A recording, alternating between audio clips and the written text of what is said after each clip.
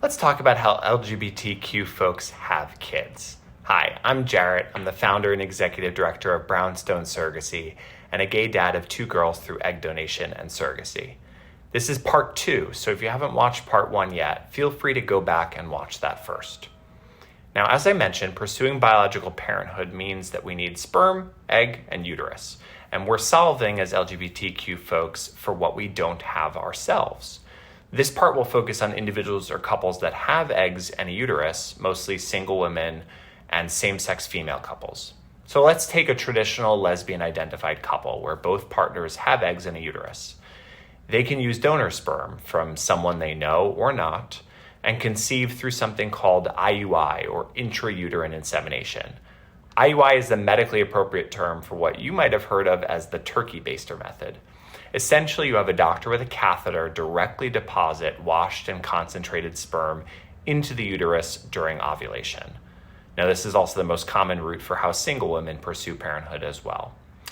In those cases, the egg provider is also carrying the pregnancy. But if both partners have eggs, they can also pursue something called reciprocal IVF, in which the eggs are retrieved from one partner, fertilized by sperm, grown into embryos, and then transferred into the other partner's uterus through IVF. It's a really cool thing because while only one partner is going to have a genetic connection to the resulting child, both partners would have a biological connection. I'll end this part 2 by adding 2 things. One, it's really important for there to be legal protections in place to make sure that any sperm donor does not have rights or obligations to the child that you don't want them to have.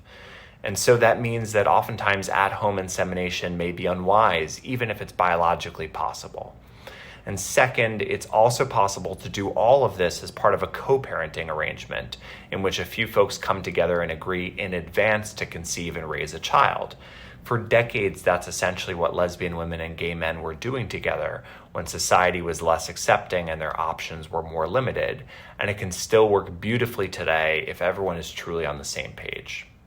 Okay, if you want to know what gay men or trans women do to grow their families, check out part 3. Thanks.